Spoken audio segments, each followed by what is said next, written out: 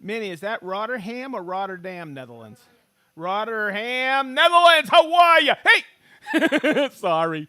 Minnie's already writing a ton of places. Where you're from? Oh, okay. So let's get going. Happy Festool Friday, everybody. It's Festool Live, and it's noon, so I guess we're live, right, guys? Okay. Boy, do we have one heck of a show planned for you. We've been working all week on this, and I'm really stoked about it. It's like our third build one. So we're going to build a 5-piece internal beaded mitered door.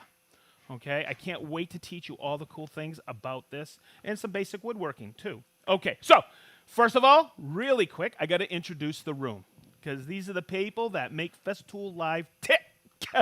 Oh, let me get rid of my 6-foot stick. Woo! I'm guaranteed to trip on that later. Okay, over here we have Big D on the board. We have Chris on the camera. Get a good shot of him. Over here, we have Min Min. She's writing a ton right now where you all are from. She also will write some of your questions that either Brent or Travis can't answer, and they're online, which they answer the majority of the questions for you. We love them, okay? And, okay, little business. This is on YouTube, of course, because you're tuned in to Festool Live. But this will live on YouTube going forward. And that's important because I'm going to be covering a boatload of info today. And you can go back and learn how to do this. I want to shout out really quick Ian Harrison. Thank you for asking, and thank you for posting that Festool Live was today. We really appreciate you, Ian. Looking forward one day to meeting you. Okay. It's also going to be on IG this afternoon and also on Facebook when we can load it up. But don't forget to subscribe to YouTube or follow us on Facebook and Instagram. We really appreciate it. That way there the bosses can see we're doing something good. All right, just kidding. Don't forget to hit what, Chris? The subscribe button. All right, so there you go. And I just want to do a shout out to my best friend. Her name is Mary Ann Sedgley, and I know you're watching because this is your favorite part, the introductions. Woo! Don't tell me that stuff at home. Okay, you guys ready? Let's talk about 5-piece mitered door, okay? Internal beaded door, whatever you want to call it. You could do it a variety of ways. I'm going to show you with the Festool system, okay? Yeah, the miters are open because I don't have it in the clamp. But when you say here a 5-piece door, look, 2 rails, 2 stiles, that equals 4, and a center panel. This is a captured panel, okay? 6mm panel, 6 millimeters thick. I'm going to go through the entire process. This is an internal bead. Getting it to match up is really tough. But you'll see at the end why this is a wicked easy door to make with the Festool system and why you should use the Festool system, especially on a miter. I'm going to call it right out, the Domino 500, baby. It is, because that is, look, check this out. You can, and you'll see later how we go into glue up with this. Why this thing is rock and roll joiner. Okay, good. So that's the door we're going to make today. There's other variations. If you don't want to do a bead, you can run it on your stick bit or your style bit, whatever you want to call it. Create that and also groove it so you can do a different profile with it.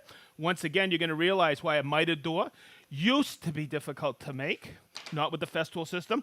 Or like somebody asked recently, oh, man, I got too many doors around here. Okay, we can do what we call a rabbet. Instead of doing a groove here, we can do a rabbet with or a rebate, whatever you want to call it. Okay, so you can do a removable panel. I got one kicking around here. I'll probably find it in a few minutes. Hey guys, what did I tell you earlier? Of course, I'm going to find something I'll make a mistake on. I had everything set up all week. Okay, so what I like to include, come on over, Chris. What I truly like to include, as you saw when we did the Domino door, okay, the shaker flat panel, I like to lay out the math because there's 3 types of doors. There's full overlay, partial overlay, and inset. So today we're going to cut and make a door for an inset inside a face frame, okay? And the measurements can be really easy if it's a mitered door. Follow me on this. I'm going to take this out really quick so you can see what I'm talking about. Let me just pop these hinges off. Okay, Chris likes this, so I'll turn on my sis light. Okay, let me get her on. There you go. Okay, so you can see this. I need to measure my stiles and my rails. Okay, and we're going to be talking about on a miter long point today, right here. That's your long point, and that's your short point. I'm going to teach you some things that you need to remember. Okay, now, when we do this, you don't make it to the exact opening. I measured this opening yesterday. This is 310 millimeters here, and for your width, make sure you write everything down, and from your height, you measure from the bottom of your face frame rail to the top of that rail, your opening, and it's 505. What did I just say? The overall door length is not the opening. You have to subtract what we call a reveal. So what I do is I always calculate 2 millimeters here, 2 millimeters here, like we did for this top full overlay. So what's a little bit of math for us this morning, right? Or early afternoon. What's 310 minus 4? 2 and 2. So write that down. That's 306 millimeters. Did I get that right? You got it. Okay, good. Now, from here to here, it's 505. Subtract 4. You got 501. So there you go. That's the size of our door calculated in those reveals for an inset door. Now the math becomes a little bit easy because that's my length. I have to set up long point to long point for my rails and stiles. See how easy that is? You don't have to calculate a tenon. You don't have to recalculate the groove. You don't have to do any of that. Okay, so going forward, what I want to do is I don't want to spend a lot of time on the Kapex until a little bit later in this episode. What I want to do is I just want to make sure that you see this. I cut these a little bit longer than, 306 and 501. It's because I'm going to cut the miter afterwards. It makes it running on my CMS router table that much easier. I don't have to worry about it tipping in and out of the cut. Okay? So, a little bit of layout. Big D, we got this? Yep. Okay, so what I want to do is, this is something I've always done. I want to look at my boards, okay? And I want to select the right grain to match up. And so important is marking the face, but marking the face properly. Because we're going to do the bead profile first. There's a reason. And then we're going to put the groove on. Yeah, baby, put the groove on. So what we want to do is we want to mark the face, but the inside of the door. So this morning I looked at the boards I was selected, and I cut them rough length, and I'm just going to do this. I'm going to make the point on the inside. That's where my bead profile is going to go. Same thing here. Same thing here. And I extended it because we're going to remove this right in here. Okay? So that's my inside. I'm just going to gather. So what happens now? Say you get 10 of these doors, 20 of these doors to do. You don't have to think about it now when we go to the router table. Everything's marked. We don't have to worry about it when we go to joinery. We put the plate of the domino on our mark. By the way, that's woodworking 101 right there. Make sure you mark your boards properly before you go to your machining process. So let's step over here. Now, I want to call this out because we've been getting a lot of requests on Festool Live. Okay, is show the setup of the CMS, the compact modular system. Here in the States, we only have one plate for it. It's the OF plate. Okay, we recommend either the 1010 or the 1400. I automatically put the 1400 in my CMS system. That way there, I can utilize half-inch shank bits. Okay, now, we will do a full episode in the future of setting up a compact modular system, a CMS system. Okay, I want to get through this today to show you how to make the door. So I'll give you a couple of tips and tricks as I do it. All right, now, whether I'm making a internal mitered beaded door like we are today, or I'm making a cope and stick door.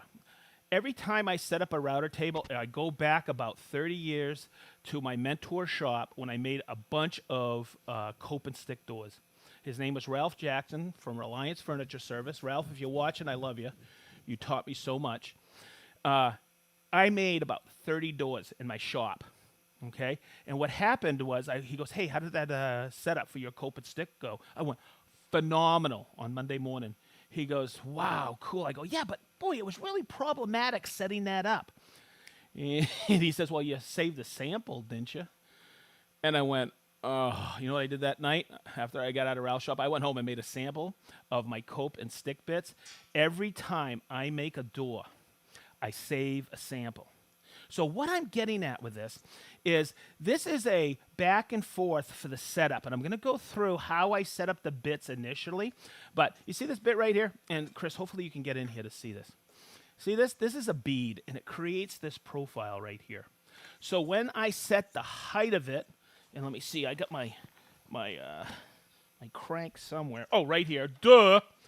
I can raise and lower it, okay, to get it at the right height. Now, when I select something like this, okay, that's my quirk, that's my fillet, okay, I look at my quirk and my fillet, and I want to make sure that's what I'm going to look at on the door, and if it pleases my eye, that's the way I'm going to run it, okay? So, this is the way we're going to run that bead profile.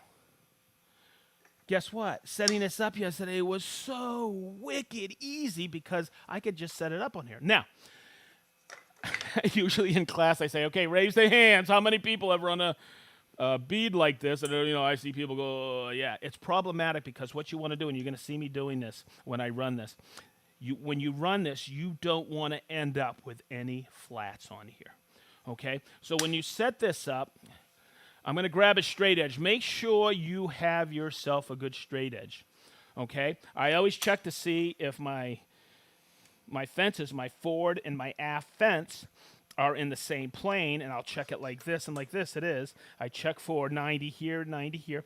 By the way, I'll show you all the adjustments in a future episode. But what I want to do is I want to make sure I'm still in line. I don't want to get what is known as stipe. You know that little D10 at the end? And if we check in here, Chris, see if we can get up in here. You see that bit right there? I also want to engage that bearing. That way there, I don't have any flats. And hopefully you can see that on camera, it's rolling, okay? But make sure you get yourself a good straight edge. A good straight edge. Now, the next thing I want to show you on this, and here's some of the misunderstanding I've seen with this setup, is pretty simple. Okay, so right here we have a hold down, okay? And what that is I'm going to break this apart so you can see it, okay? It's released like this. And I'm going to flip it up so you can see it now. See this? It's springy, okay? So I'm going to set this up to hold my board down. Okay, so as I bring it out like this, I'm going to be balancing on this 20 millimeter board. I'm going to bring it out and put it fairly close. I'm going to push it down here, and look, see this knob here? I'm going to lock it down. Now, here's where I think the CMS is the cat's pajamas. I can't tell you how many featherboards I've made over the years. And they can be so problematic attaching it to your whatever it is, router table, table saw, whatever. I want you to understand this is the featherboard that's going to hold it to the fence. And you have this part here and this part. But what goes missing are these two little tines. And if we look at it, that's where I want the pressure perfectly, okay, as I get to that bearing on that profile. So I'll show you how I use this. I'm going to take this. There's a little lever here. I'm going to lift it up, and I'm going to bring it right in here like this, okay, and I'm going to lock it in, okay. So, oopsie, a little too, there we go. Perfect. So that's going to hold it in and hold it down. And you're going to see, Chris, you're probably getting in there, those little tines. Now, the other thing, and you're going to notice this, this is a safety 101 in a shop. Before I cycle on any tool, like a router table or a table saw, okay, I always make sure, and this is I always go like this before I hit I look to see where my push stick is. I have push sticks over here when we run the slot, okay, but I am not touching anything because I can't tell you when I was running table saws that these were over here, and boy, that is a recipe for disaster if you have to reach for your push stick. So always have it in close proximity. Okay, so what I'm going to do, and this is an easy push stick to make. See, I just make it at a length, and you'll see it where I'm going to be pushing it in like this, and I'll pull it out once it's through, and I'll pull my piece out. Okay, enough jibber-jabber, and let's run this. See how I don't have to think about it? That point is where I want my bead, and this is going to the fence.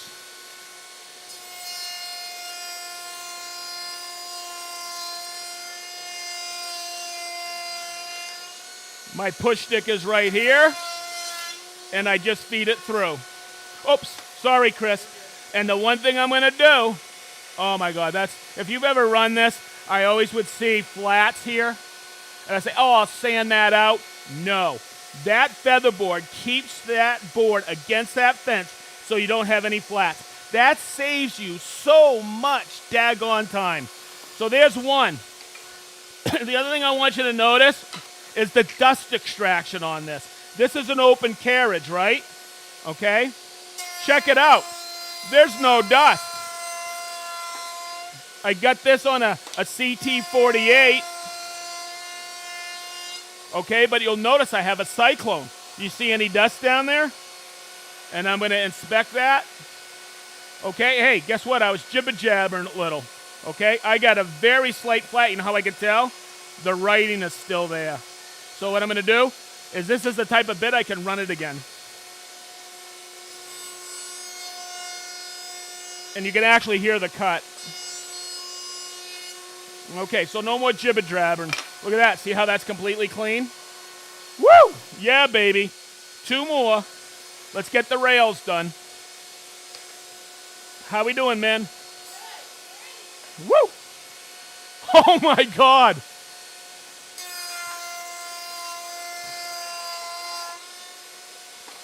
Wow. And there we go. And one more. Later this year, I think we'll do a cope and stick door.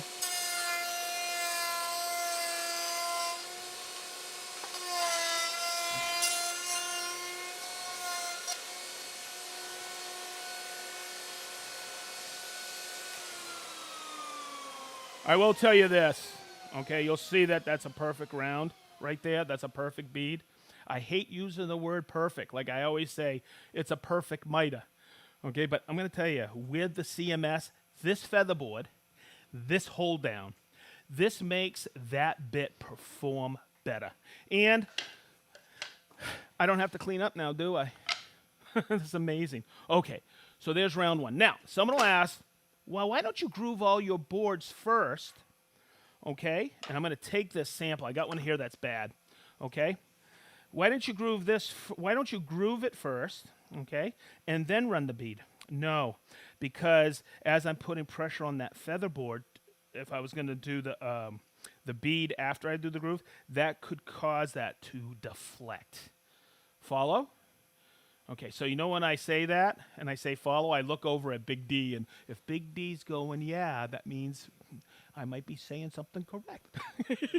Okay, so there's another reason I have this sample. I always write bad sample on there, so you guys can say, I'm going to take my 4 boards over here. Oh, man, we're doing good. This is fun. Okay, I have it right here. I got my 4 boards. Now come over here, Chris, so we can get this. I have my feather board and my hold down set up for this. There's a variety of ways you can make this groove, okay? Remember when we did the Domino door? I'll call that out. We used the MFK 700. I've went on center line to do this, and we ran it with a parallel edge guide. We're not going to do that today. I want to try something different. Now, we could set it up with this 6mm slot, 6mm spiral bit, okay, and set the fence away to get it, close to center. But here's the thing I want to show you. On this, if I set this up exactly on the center, now I'm going to take my finger away right here. You can see this is almost exactly on center. But do you see how it's really heavy here and really thin here? And this is always my test on this. I always go like that. That could break away. So you don't want that. So in setting that up, let me get this sample. I judged this one as I ran it. That thickness is close to that thickness, and you don't have any breakage. Follow? So that's how I set it up, and we'll run it. I got a ABBA here with a bearing that's going to give me a 10mm groove. All right, this is a 3-wing slot cutter, and I got it all set up for us. So let's get a slot on these so we can get mitering. Okay, Set her down. Now, remember what I said earlier. Where's my push stick? It's right here before I turn it on. Okay, before I cycle that button. That's safety 101. I also look at my surroundings to make sure I'm not going to bump into anything. I'm going to check my feet, just like that, and let's rock and roll. There's my mark. Remember, on the bead, we put it to the fence. This is going down now.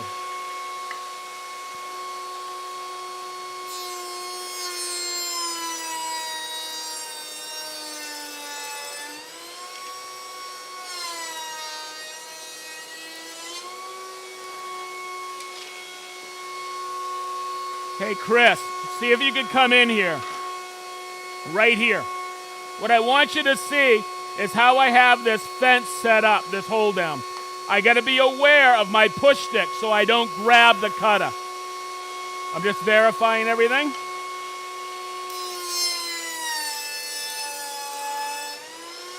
And always be aware of that push stick going through.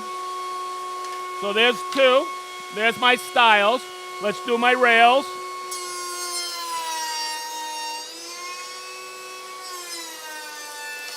Woo!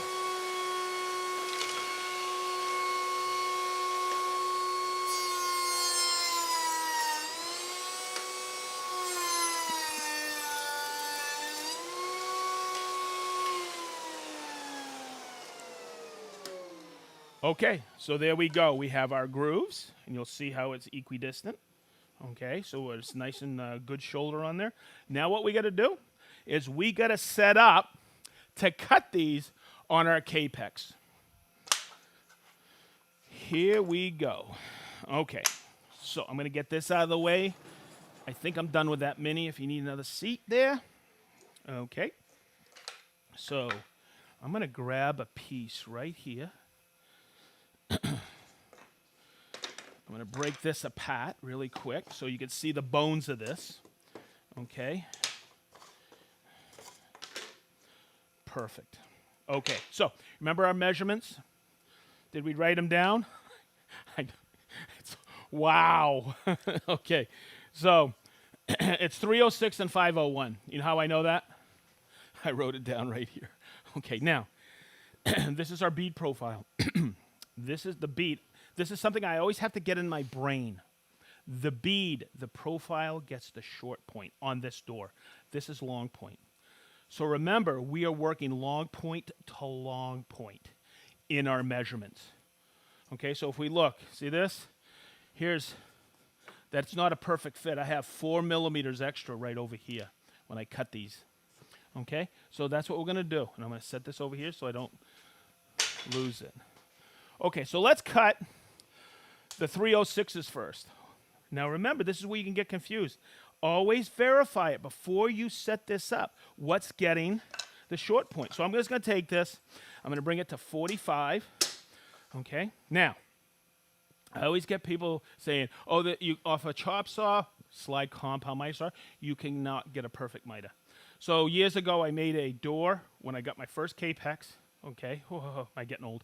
And I'll tell you what, it came out. I guess I had to prove it for myself. I've never cut with a saw a perfect miter or close to it. In other words, everybody says, how did you cut this? I go into Kapex. And here's the thing. If I went up to here and I set this right here and I held this, it's impossible. My mentor Ralph taught me this. Okay? It's impossible to hold this because here at 90, I see people all the time just going like this. You're pushing it and it's holding against here. Here, okay, I don't care how strong you are. It's pushing. So you always should use a hold down.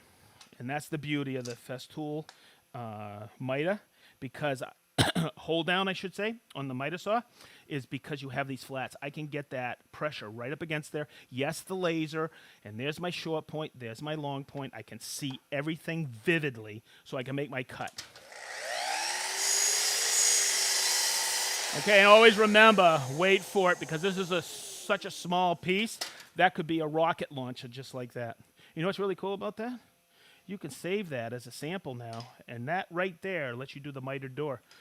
It'll set your bead, and it'll set your groove. Okay? You don't have to do a whole board.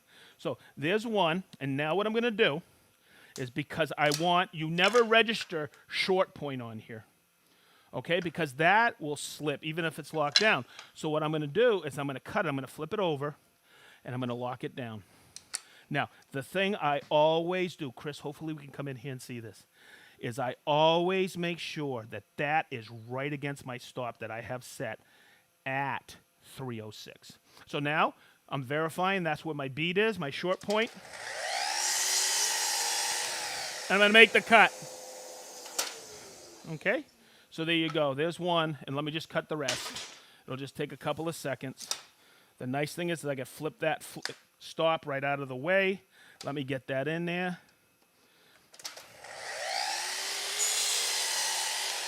Short point gets the profile. Beautiful. Flip it around. Flip it down. Get it right up against that stop. I always do this. I verify. I'm up against that stop.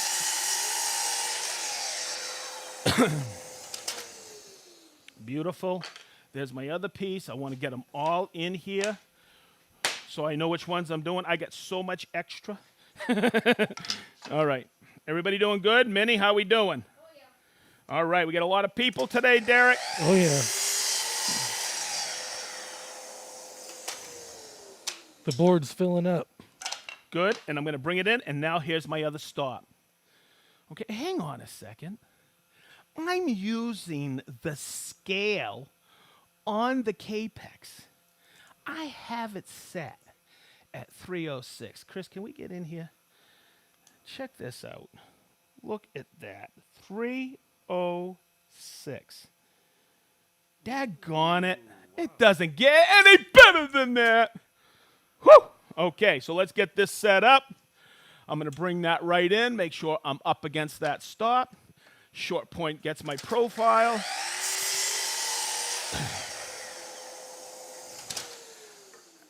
I don't need to measure that because I know that's 501, right? You know how I know that? Because Rick taught me to trust the system, baby. Yeah, baby. I'm calling everybody out today. All right.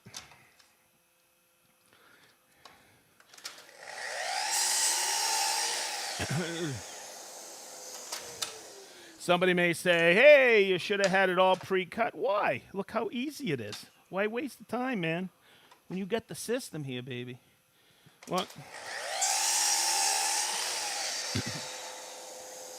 I just want you to see how easy it is with our system. Okay, so next, I've gone through this with the Domino before. I think I've done Midas, haven't I, guys? Yep. Okay. So long point, short point. The beauty of the Festool system, you see how this is tight? You'll see right here, look, there's no movement. Okay? When you do a mitered door, all right, you want to do from long point tight. And that's what we're going to do. So I want to bring this around so you see this. See this right here? That's going to go up against the flap. That puts you at 37 millimeters. I got plenty of room. I want as much glue line as possible. I got a 6 millimeter bit on here, and I'm going to plunge 20 and 20 in each piece. I won't come through here at all, but I got tons of long grain to long grain adhesion now. Okay? And I'll give you a couple other tips like that. I don't have to think about it. I know that's my face. I'm just going to put it on here on my Vaxis, and I am going to do this. Chris, you're good. I'm just going to get another dust extractor in here because I can. Beautiful. Come on in, buddy. All right. Remember, everybody, when you put a plug-it cord in, make sure what? Full quarter turn. Full quarter turn. All right. This is 20 millimeters thick. Okay. I got it set right here on my gauge block in the window, and I'm plunging at 20. I'm ready to rock and roll. I'm going to grab that long point just like this.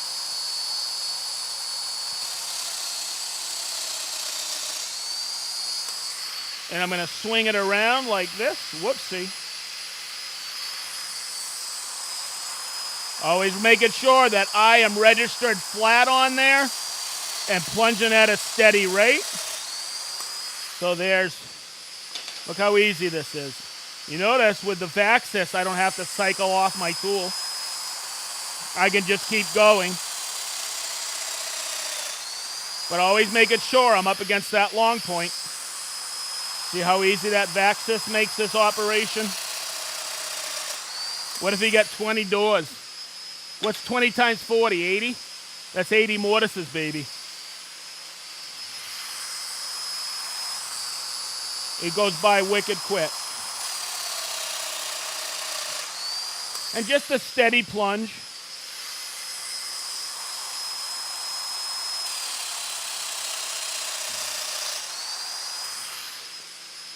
One more.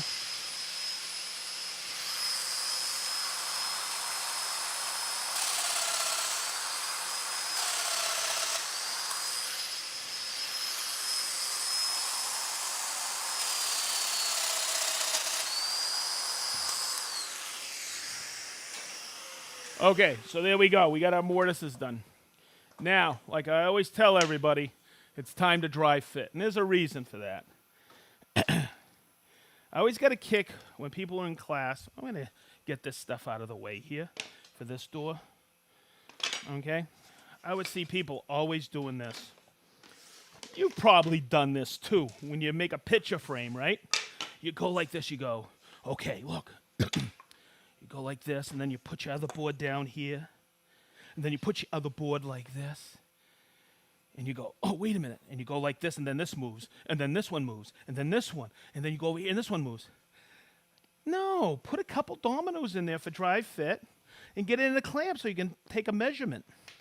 It's easy. I always put 2 and 2 here on this.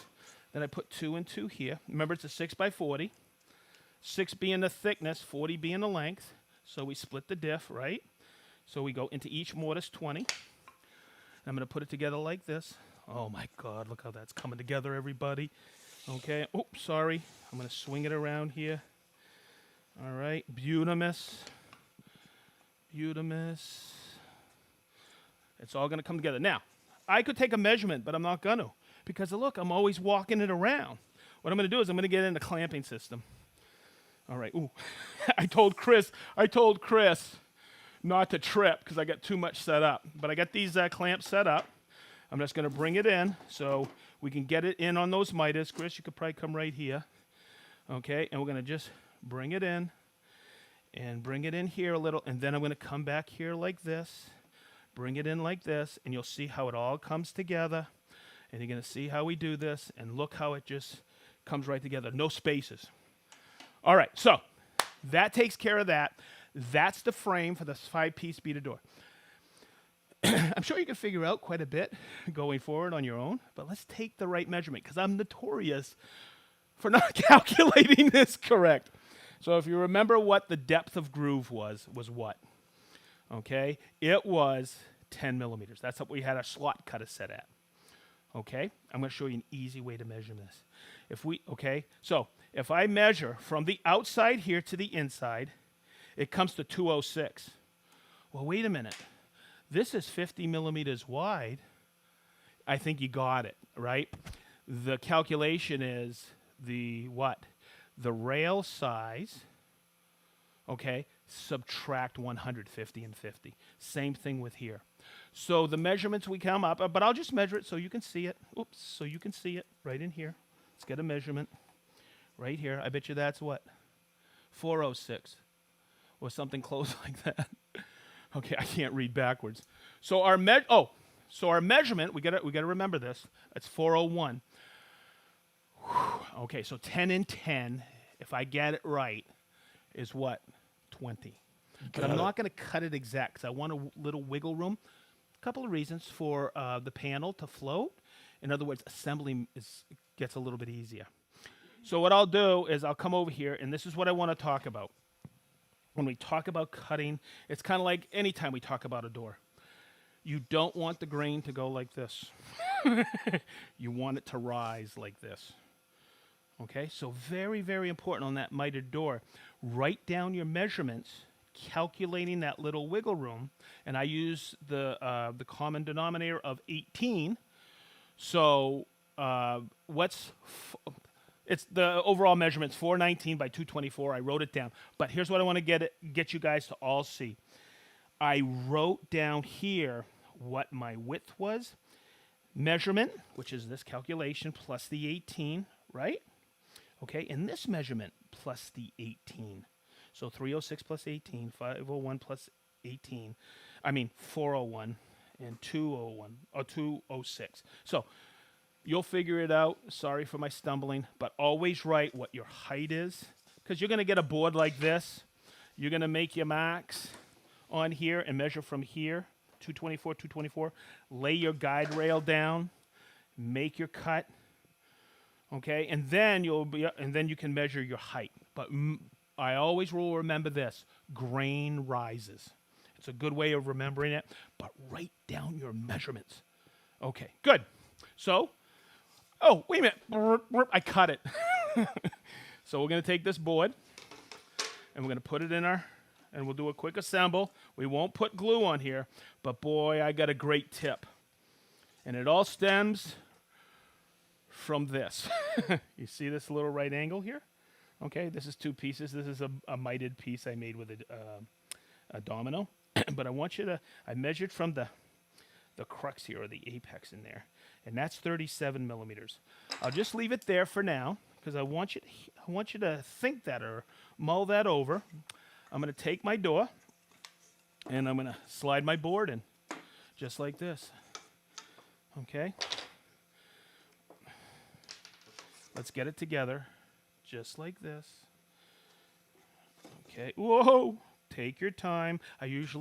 What I would usually do is just sand that, not to give it a big round over, but so assembly's a little bit easier, just so you can get it in there. And just be patient.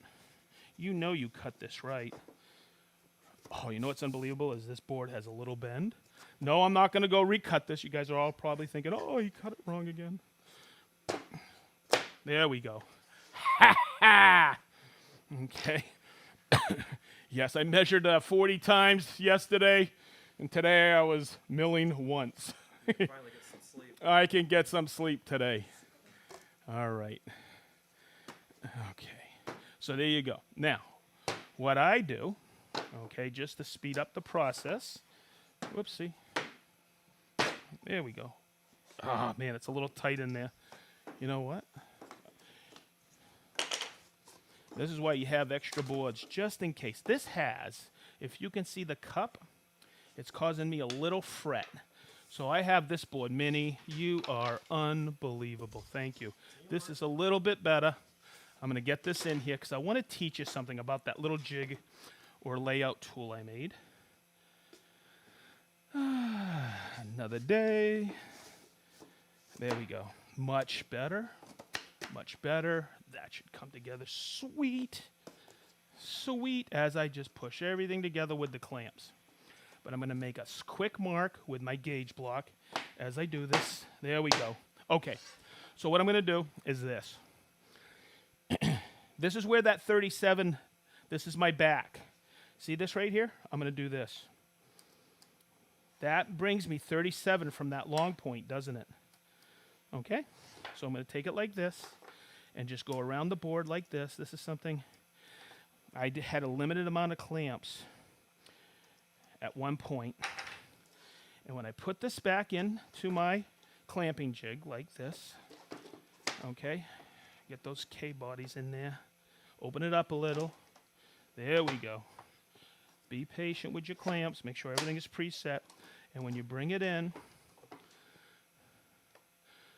those dominoes are holding out the, make sure you get your, whoopsie, sorry. Always make sure your clamps are set a little bit better. There we go. And it'll come in. Okay, where those marks really come in, everybody, as I get this back in here. Sorry about this, everybody. All kinds of plans, whatever. So what's good about those marks, as I bring this all together, and you got to bring it in, when you do this, it's a back and forth. But what's nice about that joint is it's being held with right angle clamps. You don't need any fancy band clamps or anything like that. You can bring it right in. just like this, because the domino keeps it from shifting. Okay? But here's why I have these marks here. These are being hidden. But if you think about it, you could put it in your clamp up, wait for about 20 minutes for it to set. And where that mark is, that's where your domino is. And these are 23 gauge micro pins. And I usually pop about 4 on either side of that line, or 1 on each side on the miter. And that's only goes in, check this out, 3/8. That's why there's 3/8 micro pins. And that pins that domino tenon. Even if the glue ever failed, which it won't, that pin's going to lock it in. You have one of the most rock solid mitered doors with the domino. Okay? So, oh my goodness. What did I say? Huh? What did I say, everybody? Look at the time. I told you. I made a door yesterday in 10 minutes, going from beginning to end, just to show you how easy this is. Okay, yes, I have a station for everything. Okay, but setting up and breaking down is really easy. Okay, everybody, come on over. How we doing?